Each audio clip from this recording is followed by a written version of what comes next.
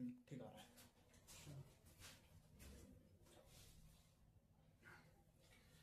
आइए मेरे प्यारे बच्चे लोग, आज का क्लास होने वाला है फिर से इंग्लिश बिहार बोर्ड के एग्जामिनेशन को लेकर।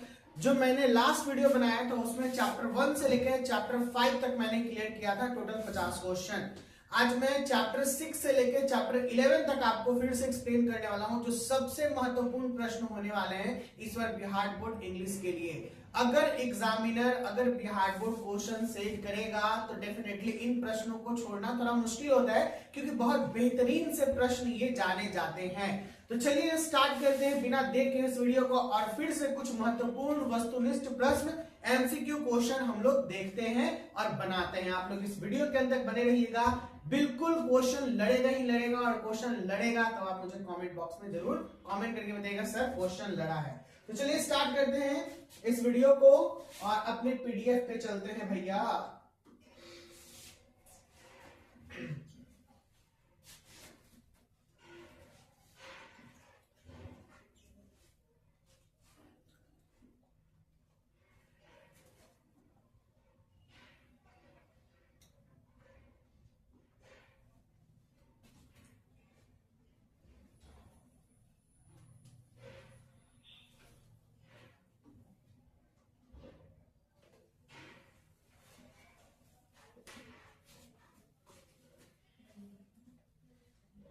चलिए आ गए हम लोग अपने प्रश्न के ऊपर और बात करेंगे आज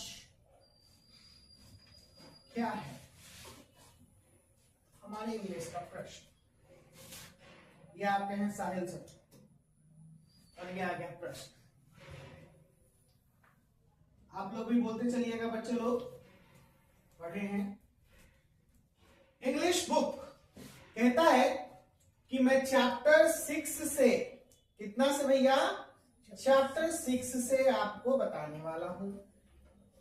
ओके सर, ये बोलो ना। क्लास 11 लिखा हुआ है। क्या हो गया? क्लास 11 लिखा हुआ है। क्लास चैप्टर 6 टू चैप्टर 11 है, क्लास 11 नहीं है। क्या लिखा हुआ है? रेनबो पार्ट 2, यानी बुक के 12th का होता है रेनबो पार्ट 2। ये कहता है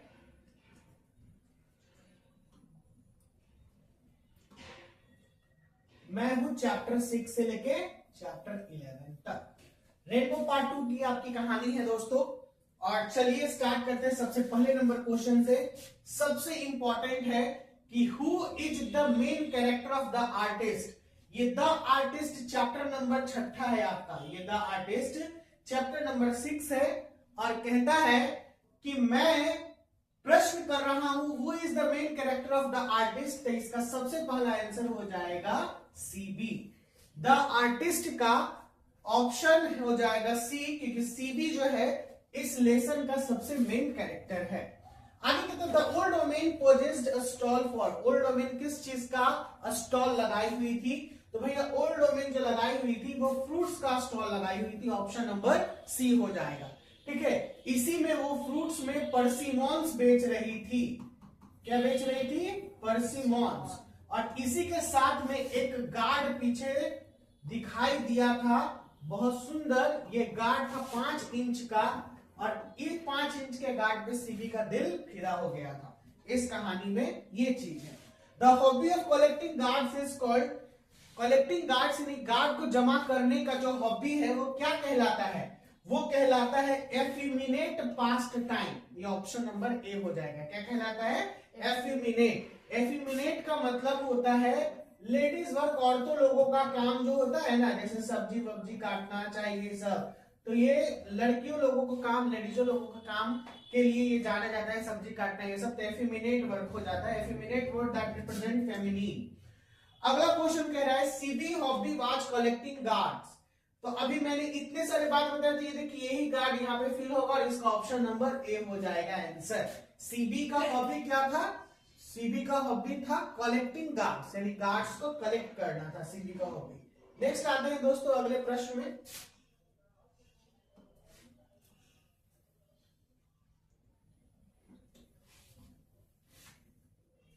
कहता है अगला प्रश्न 5वां कि CB lived in a. CB किस जगह पे रहता था? तो सीबी रहता था भैया हार्बर टाउन में। कहां रहता था? Harbour Town. Option number D हो जाएगा इसका आंसर। ये हार्बर टाउन जापान का एक सिटी था। ये इतना छोटा सिटी था लेकिन खूबसूरत था कि 20 मिनट में पूरे एक छोर से दूसरे छोर पे चला जा सकता था आदमी 20 मिनट में। तो सीबी 20 मिनट में पूरा एरिया को छान मार देता था। तो हार्बर टाउन में सीबी रहता था। अगला प्रश्न कहता है द आर्टिस्ट इज। आर्टिस्ट क्या है? तो द आर्टिस्ट एक शॉर्ट स्टोरी है। क्या है भैया? Short story. ये सीगा नोया के द्वारा लिखा हुआ शॉर्ट स्टोरी है। सीगा नोया, ठीक है ना, ये जापानी राइटर थे। How old was CB? CB कितने साल का था? सीबी 12 साल का लड़का था। कितने साल का लड़का था? 12 साल का। तो ऑप्शन नंबर यहाँ पर 12 इयर्स हो जाएगा, option number B. CB was interested in guards. CB किस गार्ड में इंटरेस्टेड था? कैसा गार्ड उसे पसंद था सीबी को? तो सीबी को गार्ड था अ लिटिल स्प्लेंडिड पैसिनेटली। नहीं, क्वेश्चन है CB was interested in guard. CB किस तरीके से गार्ड में इंटरेस्टेड था? तो भैया उसका पैशन था, पैसिनेटली था, एकदम जबरदस्त पैशन था सीबी का कि मुझे गार्ड पसंद है। यानी वो अलग कामों में, अपने फ्री के कामों में, इसी काम पे वो लगा रहता था। Which type of guard did CB like? किस प्रकार का गार्ड सीबी को पसंद आता था? ओल्ड। तो ओल्ड तो होगा नहीं। अगला देखते हैं कि अगला क्या कहता है।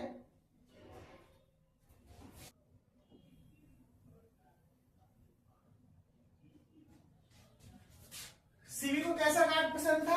तो सीबी को पसंद था even and symmetrical guard. Option number D हो जाएगा इसका आंसर।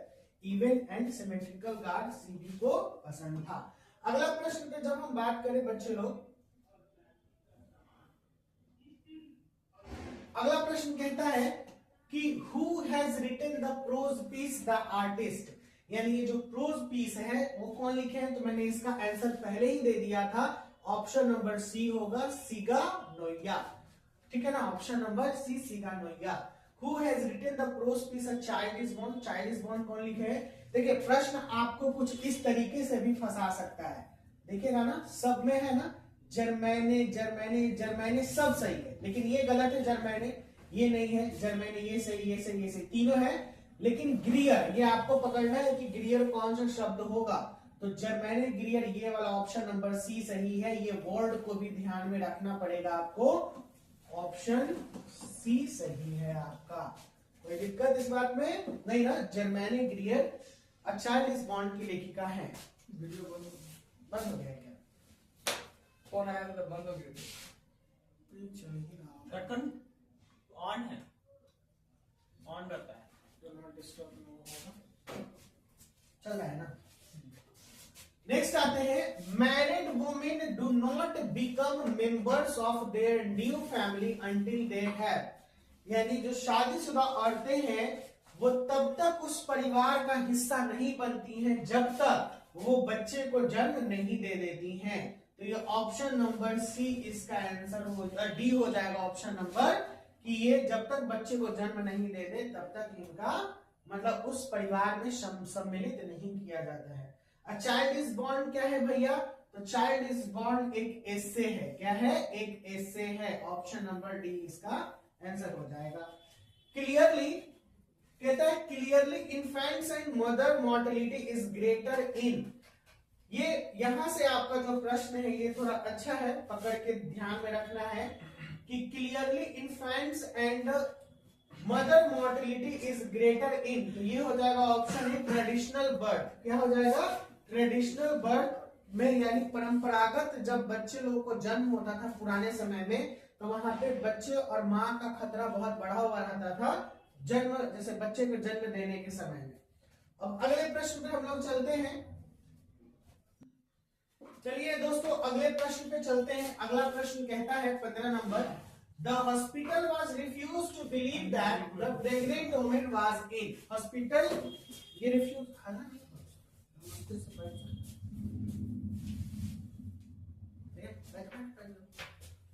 जो भी मूवमेंट होता है इसमें आवाज बहुत दबाता है। 15 नंबर प्रश्न कहता है बच्चे लोग, the hospital was refuse to believe that the pregnant woman was ill.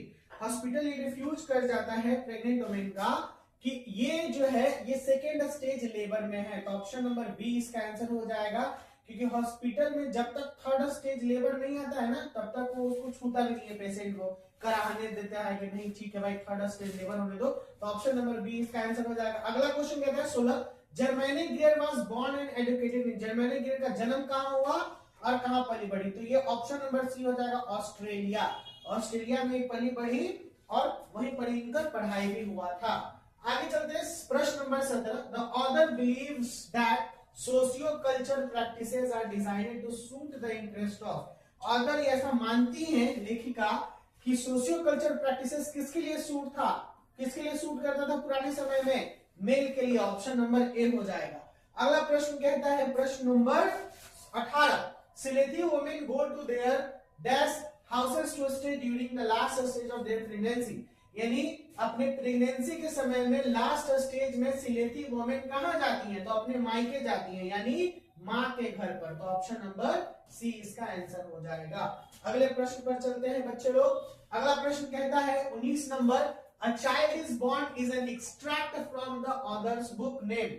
Child is born किस बुक से लिया गया है इसकी ऑथर? तो लेखिका जर्मनी ग्रियर पता है हमें, और ऑप्शन नंबर डी होगा, sex and destiny the politics of human fertility से लिया गया था। Who are all assumed to be unjust and vindictive। ये अब आ गया चैप्टर नंबर 8 का कहानी, यानी how free is the press. नहीं नहीं नहीं भैया अभी वही है, ये चैप्टर नंबर 8 नहीं आया है, इसी का है। Who are all assumed to be unjust and, कौन ऐसा मान लेते हैं सब की एकदम अन्यायपूर्ण होती है या हमेशा? तो ये सासू माँ को सब मान लिया जाता है, मदर इन लॉ। किसको मान लिया जाता है?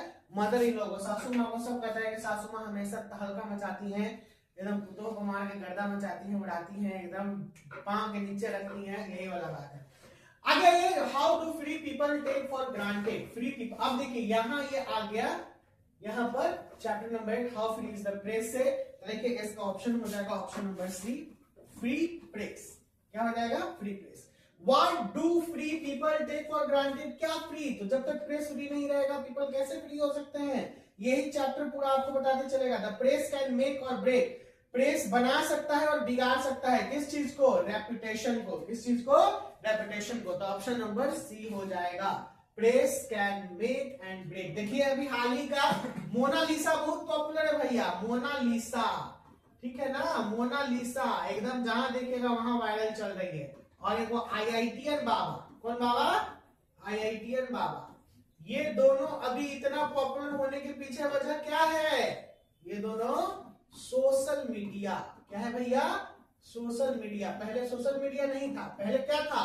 प्रेस था। प्रेस सीधे कवर करता था एकदम हीरो हीरोइन को, एकदम जहां जाती हीरोइन फोकस मार देता था पीछे आगे पूरा, और उसी पे देख के सब एकदम लट्टू। हर एक कोई क्या करता था? उसी के एकदम फॉलो, उसका हेयर कट। गजनी का सिर फूटा कांड से, एक्सीडेंट से, और उसका देखिए कई लोग गजनीय बन गए, सीधे एकदम बेल मुड़ा लिए और यहाँ पर ऐसे एकदम कट। गजब हाल है भाई, समझ में नहीं आता है। अभी दाढ़ी वाड़ी का पूरा ट्रेंड चला हुआ है, बाल उनका पूरा ट्रेंड चला हुआ है, जो हीरो। तो ये कैसे होता था? These are all happening because ये जितने भी चीजें होते थे सब प्रेस के वजह से होते थे। यानी प्रेस सब अलग अलग चीजों का, बहुत सारी चीजें प्रेस केवल हीरो हीरोइन की नहीं दिखाती है बातों को, बहुत सारी चीजों को दिखाती है। लेकिन अब हर एक के हाथ में प्रेस हो गया है। हमारे पास जो सेलफोन है, ये मोबाइल है, ये प्रेस है। कुछ भी चीज वाला उसका वीडियो रिकॉर्ड कर लीजिए और प्रेस को दे दीजिए, या फिर आप खुद वायरल कर सकते हैं उसे। आप खुद उसे यूट्यूब पे या इंस्टा पे या किसी भी सोशल मीडिया का प्लेटफॉर्म पे डाल दीजिए, देखिए रातों रात वो वायरल। अगर वायरल वाला कंटेंट होगा तो हो जाएगा। मोनालिसा की आंखें बहुत खूबसूरत थी, नाम ही पड़ गया मोनालिसा, और इसी की वजह से वो वायरल हुई। आज देखिए कहां से कहां ये फर्श पर से अर्श पर चली गई। आईआईटीएन बाबा जो बेचारा आईआईटी में अपना पैकेज छोड़ के पॉपुलर हो गया, मैंने भी इनकी कहानी सुनी, मोनालिसा के बारे में मैंने भी पढ़ा। ये केवल मैं ही नहीं, आप भी देखे होंगे और सब जगह। तो ये जो रेपुटेशन होता है ये बनाता है और बिगाड़ता है प्रेस। आप कई ऐसे चीजों को देखते होंगे, जैसे जो पॉलिटिशियन के कुछ काम जो होते हैं अच्छे होते हैं, कहीं पे पुल ढह गया तो कौन पॉलिटिशियन है भाई? वो पॉलिटिशियन के समय में ये पुल बना था, ये ढह गया, ये गिर गया, तो उसका रेपुटेशन क्या हो रहा है? ब्रेक हो रहा है। कोई पॉलिटिशियन अच्छा काम किया तो उसका रेपुटेशन क्या हो रहा है? बढ़ रहा है। ये जरिया कौन है? ये जरिया है एक ही प्रेस, ठीक है ना। अब प्रेस के जगह पे कौन आ गया है? सोशल मीडिया आ गया है। आगे आते हैं 23 नंबर प्रश्न कहता है how free is the press is. How free is the press क्या है भैया? शॉर्ट स्टोरी बिल्कुल नहीं है, एन स्पीच नहीं है, ड्रामा नहीं है, ये जर्मनी ग्रीर का लिखा हुआ एक ऐसे है, बुक से लिया गया है। ठीक है, अगला प्रश्न आपसे कहता है बच्चे लोग, क्या कहता है बच्चे लोग? भाई कहीं नीचे तब ना बड़ा बड़ा दिखोगे, हमारे बच्चों को भी दिक्कत नहीं होगा लिखे में, तभी बड़ा होगा तो दिखता आ जाओगे। स्टेट इज द, स्टेट क्या है?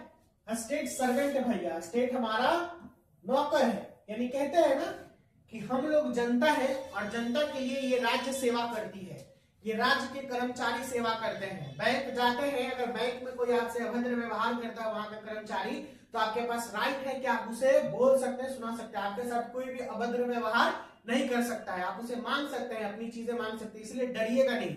कोई भी सरकारी दफ्तर में जाके आपको डरना नहीं है। हाँ, एक कायदे कानून होते हैं, एक लिमिटेशन होता है, वो हमेशा फॉलो रखिएगा, अपने दायरे में रहिएगा। अगर अपने दायरे में रहते हुए आपको अगर कुछ खरी खोटी सुना रहा है या फिर आपका काम नहीं कर रहा है, तो फिर आप उस पर ब्लेम कर सकते हैं, उसके अगेंस्ट में केस भी कर सकते हैं, क्योंकि ये स्टेट आपका है, हम लोगों का है, और कोई भी स्टेट के जो लोग हैं वहां के मालिक होते हैं। ठीक है ना, ये मालिक ये नहीं है कि वहां का पॉलिटिशियंस वगैरह जो भी है वो हमारे लिए काम करते हैं, तो ये ध्यान रखना है आप लोगों को।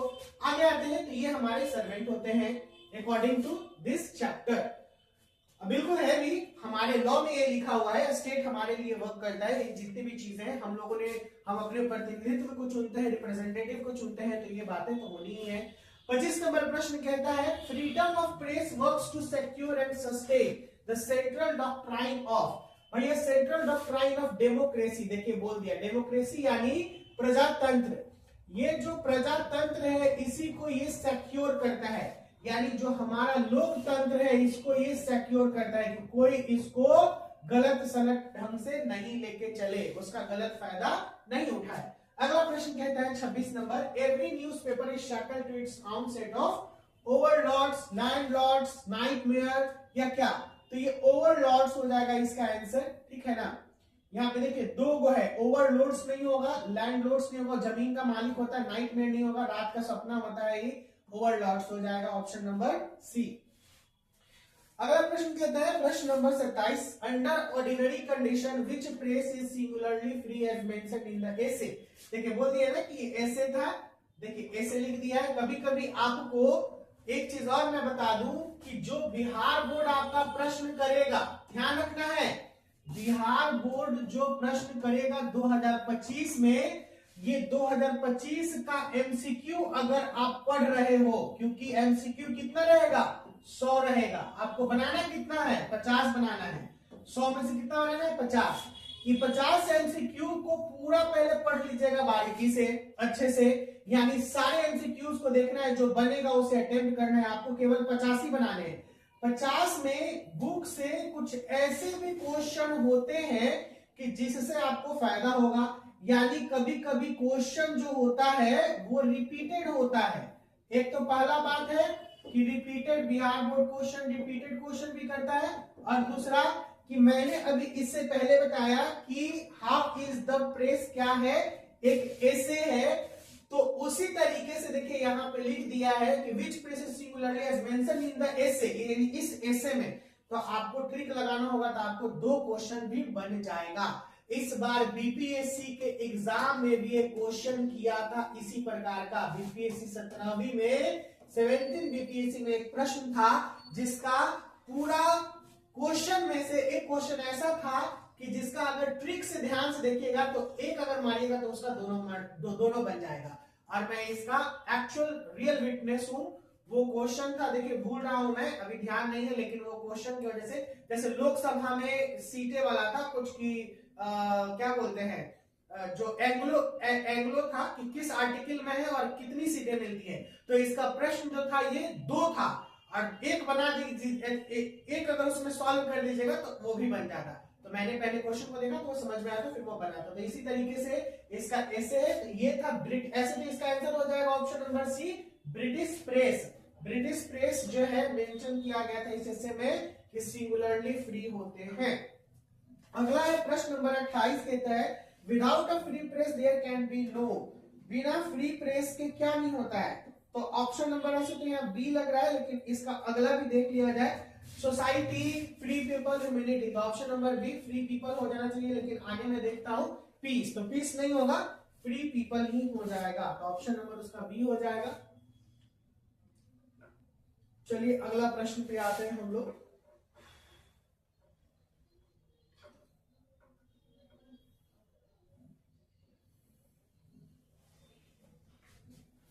प्रश्न नंबर 19 कहता है आपसे, how free is the press as written by, how free is the press किसके द्वारा लिखा गया था, तो ये लिखा गया था डोरोथी ले सैयर, ठीक है ना, इनके द्वारा लिखा गया था, डोरोथी ले सैयर, यानी डोरोथी एल सैयर भी हम लोग इसे बोल सकते हैं। Option number D. Full freedom is restored when it comes, full freedom restored होगा कब भैया, वॉर, फेमीन, पीस या फ्लड। तो हम लोग बिल्कुल जानते हैं कि जब शांति आ जाएगा, ठीक है, रिस्टोर्ड, तो ये फुल फ्रीडम, हमें पूर्ण आजादी मिल जाएगी, सब जगह कोई लड़ाई झगड़ा खत्म, शांति हो जाएगा, तो ये क्या हो जाएगा, फुल फ्रीडम हो जाएगा। ऑप्शन नंबर सी हो जाएगा इसका आंसर। अगला प्रश्न कहता है, who is the author of the prose piece the earth, the earth के प्रोज पीस के, यानी चैप्टर नंबर 9 में घुस रहे हैं हम लोग। द अर्थ के प्रोज पीस के लेटर कौन है, तो द अर्थ के H.E. बेट्स, ठीक है, क्या है option H.E. Bates, option number B हो जाएगा इसका आंसर। 32 कहता है, Benjy had understood that the hills exist for the purpose of, ठीक है, बेंजी बाद में समझा कि अरे भाई मुर्गियों का जो पर्पस है, ठीक है ना, अंडा देना भी है, ठीक है ना, ये अंडे भी देता है, laying eggs, purpose of laying eggs, यानी इसके लिए भी है, ठीक है। अगला प्रश्न 33 नंबर कहता है, Benjy had left the school at the age of, Benjy कितने साल की उम्र में स्कूल को छोड़ देता है, 14 साल की उम्र में, कितने साल की उम्र में, 14 साल। इसका आंसर नंबर ए हो जाएगा, ऑप्शन नंबर ए, 14 के एज में बेंजी स्कूल छोड़ देता है। प्रश्न कहता है अगला, बेंजी फ्लोरेंस से कब शादी करता है, कितने एज में, तो बेंजी फ्लोरेंस से 40 साल के एज में शादी करता है, ऑप्शन नंबर सी हो जाएगा इसका आंसर। 40 साल की उम्र में बेंजी शादी करता है। अगला देखें हम लोग क्वेश्चन,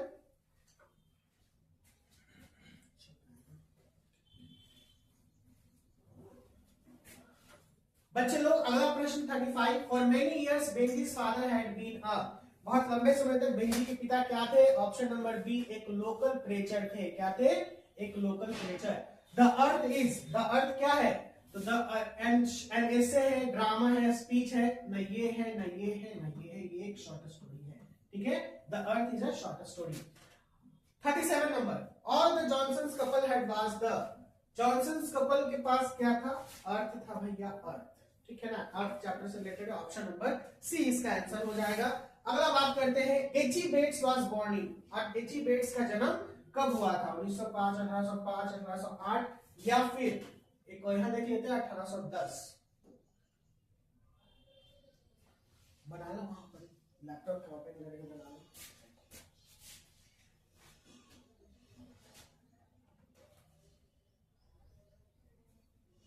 जो सेक्शन बचा हुआ है ना,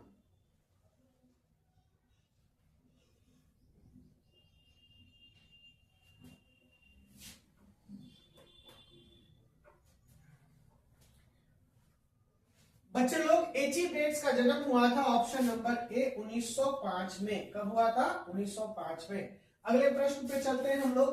अगला प्रश्न कहता है, अगला प्रश्न कहता है बच्चे लोग कि H.E. Bets belong to, H.E. Bets कहां से बिलोंग करते थे, तो ये ब्रिटिशर्स थे, तो ये इंग्लैंड से बिलोंग करेंगे, ओके, यूके इंग्लैंड से बिलोंग करते हैं। अगला प्रश्न कहता है, Johnsons couple planned for a small ceremony when Benjy was the age of, Johnsons couple कब सोचता है कि इसके लिए एक सेरेमनी किया जाए, तो ये करता है 18 साल की उम्र में, ऑप्शन नंबर डी हो जाएगा, क्योंकि इस समय में बेंजी यंग हो जाता है और इस समय में ये एलिजिबल हो जाता है कि अपने बैंक के पैसा को ये संभाल सकता है, तो यही इसी समय में सेरेमनी को अरेंज किया था, option number D. Question number 41 कहता है, who is the author of the prose piece India through a traveller eyes, India through a traveller eyes के कौन है लेखिका, तो यह है Paul S Buck, option number A, इसका आंसर हो जाएगा। अगला प्रश्न कहता है Pearl S Buck is an, Pearl S Buck कैसे राइटर है? तो ये एक अमेरिकन राइटर है, बाय बर्थ अमेरिकन थी, आगे जाके चाइना में शिफ्ट हो गई थी। तो ऑप्शन नंबर ए इसका आंसर हो जाएगा। The family doctor of Pearl S Buck belong to, family doctor जो है वो कहां से बिलोंग करता था?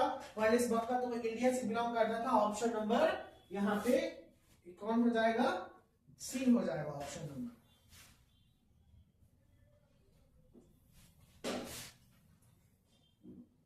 ऑप्शन नंबर सी हो जाएगा बच्चे लोग, मान लीजिए।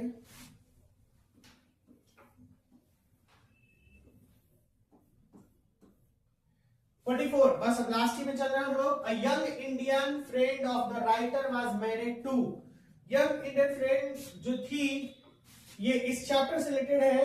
ये कहां पे शादी? तो एक कश्मीरी मैन से शादी हुआ था इनका, इसी में ही आई थी देखने।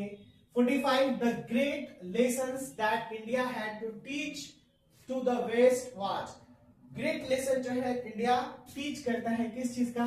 देखिए भैया इंडिया तो सब चीज का करता है, लव एंड पीस का भी करता है, ह्यूमैनिटी का भी करता है, नॉलेज का भी करता है, लेकिन अकॉर्डिंग टू द चैप्टर क्योंकि हमारा देश कल्चरल और ट्रेडिशनल है तो ऑप्शन नंबर डी हो जाएगा इसका आंसर में। क्या हो जाएगा? Option number D. According to the book the poorest people in India are, poorest people कैसे होते हैं? तो ये ऑप्शन नंबर बी हो जाएगा इसका answer, wise and innately civilised. अगला प्रश्न कहता है Pearl S Buck won the Nobel prize for literature in which year, कब इनको नोबेल प्राइज दिया गया था? तो इनको दिया गया था 1938 में। कब दिया गया था? 1938। अगला प्रश्न कहता है आपका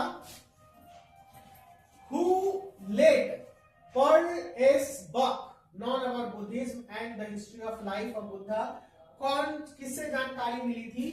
तो पर्ल एस बक को तो इनके पिताजी से जानकारी मिली थी। देखो तो पिताजी ऑप्शन में है, अगर ऑप्शन में है तो मान लीजिए बिल्कुल ऑप्शन में है, option number C father, option number C father.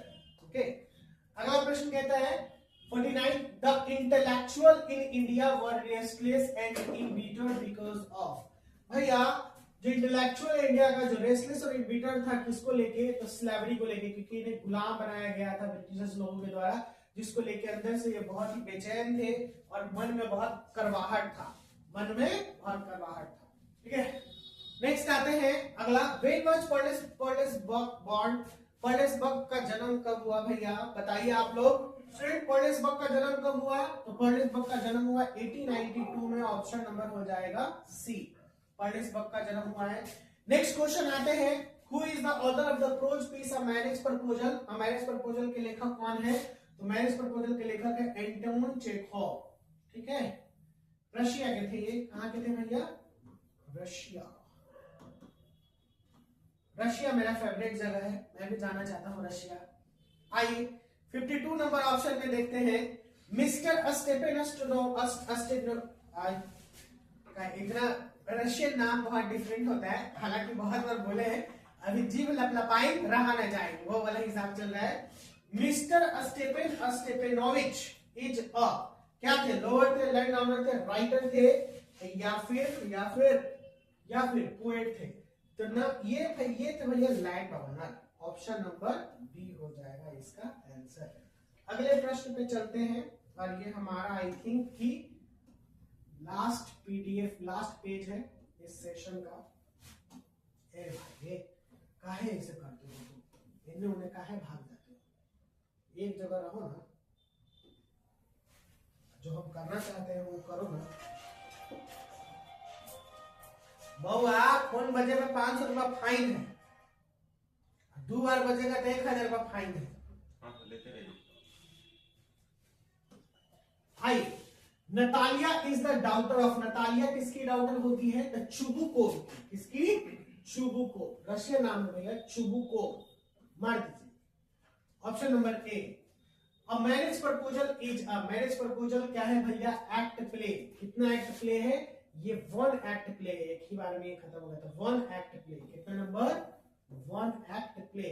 It is not very nice of you to dash your neighbours, यानी नेग्लेक्ट योर नेबर, आप अपने नेबर को नजरअंदाज नहीं कर सकते हैं, नेबर जो पड़ोसी होता है ना, कभी भी टपक के आ सकता है आपके पास, और आपको चाय पानी पिलाना ही पड़ेगा, उसको उसको खातिरदारी करना ही पड़ेगा। इसी तरीके के पड़ोसी है ना भैया, पड़ोसी सबसे बड़ा अच्छा व्यक्ति होता है, हम लोगों का ख्याल रखता है, इसीलिए उसे इग्नोर नहीं करना चाहिए, नेग्लेक्ट नहीं कर सकते हैं। Option number B, who has got a heart condition with palpitation all the time, किसका हार्ट कंडीशन होता है और कौन हमेशा पाल्पिटेशन करते रहता है, तो ये था लोमोव। कौन है भैया ऑप्शन में, लोमोव। लोमोव हमेशा पाल्पिटेशन करता है, मतलब बोलते रहता है, ए भैया हमको तबीयत खराब हो गया, मेरा हार्ट दिल का दौरा पड़ रहा है, दर्द कर रहा है, ऐसे करके, क्योंकि कुछ ऐसा सिचुएशन ही आ जाता है, बहुत झगड़ा होता है इस स्टोरी में, है तो प्यार मोहब्बत वाला, लास्ट में ब्याह होता है, चुम्मा चाटी हो जाता है, सब होता है,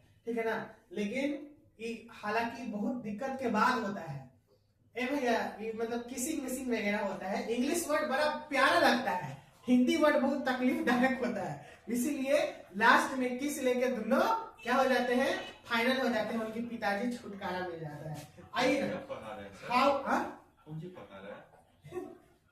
how old in Natalia, Natalia कितनी साल की थी, नतालिया बहुत खूबसूरत और बहुत यंग लड़की थी। ऐसे भी Russians is a very good in by face by figure everything. चलिए हम लोग बात करते हैं, 25 ईयर की थी। देखिए तो भैया इसमें है ऑप्शन 20 इयर्स, 21 इयर्स, 28 इयर्स, मेरा बचवा लोग सब हंस रहा है। हाँ 25 ईयर है ऑप्शन, है तो इसको मारना है, 25 ईयर को मारना है भैया, मारिए 25 ईयर को। चलिए 25 ईयर पे क्लिक कर लीजिए, 25 year. A marriage proposal present character who cows their own comfort, इसका आंसर हो जाएगा own comfort, अपने कंफर्ट के लिए यहाँ पर मैरिज प्रपोजल है। Option number B, a marriage proposal is a, marriage proposal क्या है भैया, एक ड्रामा है, ये ड्रामा चल रहा है, ठीक है ना। ऑप्शन नंबर सी, और when was Anton Chekhov born, और एंटोन चेखोव का जन्म कब होता है, तो एंटोन चेखोव का जन्म हुआ था 1860 में, ये हो जाएगा। और ये कहां से बिलोंग करते थे, तो ये रशिया से बिलोंग करते थे। कहां से भैया, रशिया। चलिए आज की सेवा समाप्त होती है। बच्चे लोग आपके इंग्लिश में जो 100 मार्क्स है इंग्लिश है, जिसमें 50 एमसीक्यू है, ये 50 में से जैसे हम लोग कहते हैं कि 40 प्रश्न अगर आप बुक से बना लेते हैं तो 10 आपका बनेगा ग्रामर से। अगर ग्रामर इजी लगता है कि ग्रामर मेरा इजी है, बात करते हैं, थोड़ा सा और बात कर लेते हैं कि इंग्लिश सेशन, कौन सेशन, इंग्लिश है भैया, बिहार बोर्ड एग्जाम।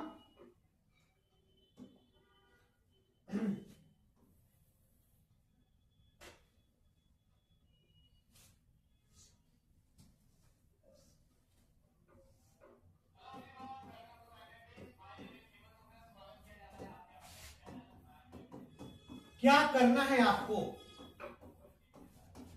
क्या करना है इस एग्जाम में, इस एग्जाम में आपको 100 में से 100 मार्क्स लेके आना है। अरे भाई 100 नहीं आया तो 90 मार्क्स तो जरूर आएगा, अगर इस पैटर्न को आप फॉलो कर लीजिएगा तो। ठीक है सर, कैसे आएगा सर बताइए। तो हम कह रहे हैं कि पहले 100 मार्क्स में से 50 मार्क्स हमें एमसीक्यूज बनाने हैं, बनेगा, अब 50 मार्क्स हमें रिटन बनाने हैं, बिल्कुल बनेगा, ये भी बनेगा। 50 मार्क्स एमसीक्यू जो है कोई नहीं नंबर काटेगा अगर 50 सही कर लिए तो। 50 में से अगर आप 20 वो ग्रामर बना लेते हैं जो बहुत इजी है, और 30 वो बुक से बना लेते हैं जो बहुत आसान प्रश्न होगा, तो ये 50 मार्क्स तो पूरा लेके चला आएगा। अगर रिटन में बात करें तो बुक से और ग्रामर से, ये दोनों सेशन से मैंने बच्चे लोगों को, जो मेरे क्लास करते हैं साहिल एकेडमी में आपका क्लासेस चलता है, तो इस पे मैंने इसके बारे में बहुत चर्चा कर रखा है। आज ऑनलाइन वाले बच्चे लोगों के लिए मैं ये बता रहा हूँ। बुक से आपका अबाउट द ऑथर और प्लस मिलान करने के लिए देता है, ये 8 नंबर का प्रश्न आसानी से बनेगा। समरी देता है 5 या 8 नंबर का 2, यानी 5 दूनी 10 नंबर का समरी आपका बन जाएगा, यानी 18 नंबर तो आप यहीं से लेके चले आए। ठीक है, ग्रामर में ऐसे आपका 8 नंबर का रहेगा, लेटर आपका 8 नंबर का रहेगा, पैसेज आपका वही 5 नंबर का रहेगा, प्रिसाइज राइटिंग। तो 8 8 16 मान के चलिए 20 नंबर यहां से भी आप ले सकते हैं। तो 18 20 38 नंबर तो ऐसे ही हो गया। फिर क्वेश्चन आंसर वगैरह आप लिख सकते हैं। स्टोरी ऑफ इंग्लिश से भी कुछ कुछ प्रश्न आता है।